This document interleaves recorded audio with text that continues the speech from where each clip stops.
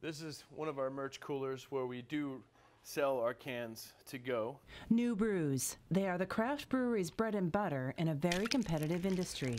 We want to be next to the best brewers, and we want new, cool beers. But the partial government shutdown, the longest in history, is also slowing down the flow of new beers.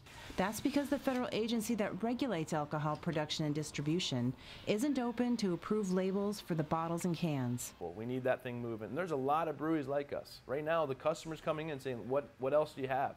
Can I try something new? The Alcohol and Tobacco Tax and Trade Bureau is also responsible for approving new breweries and new ingredients for new beers.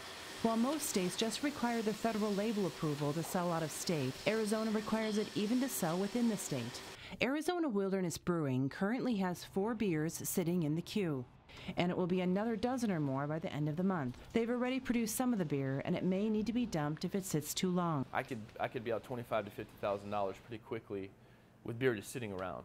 And for us to not get label approval on time, it also means that we can't plan ahead, and that's something that breweries have to do very well. Plus, they are opening a $3 million new location in Phoenix next month with no new beers to offer. To go downtown and not be prepared for that and only have 6 beers that we have that have label approval would kill the momentum that we've built for the year building that place. At Milwaukee's Lakefront Brewery, they make about 6 beers a year that need federal label approval. They used to talk about old-time recipes.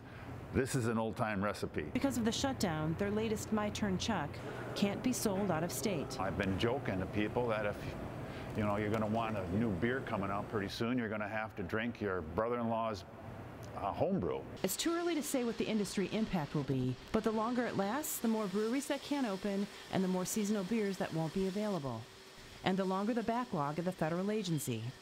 I just feel that both sides need to come together, and I think if they all got a beer together and they drank one in a room, they'd figure it out. One vote for solving the shutdown with a little beer diplomacy.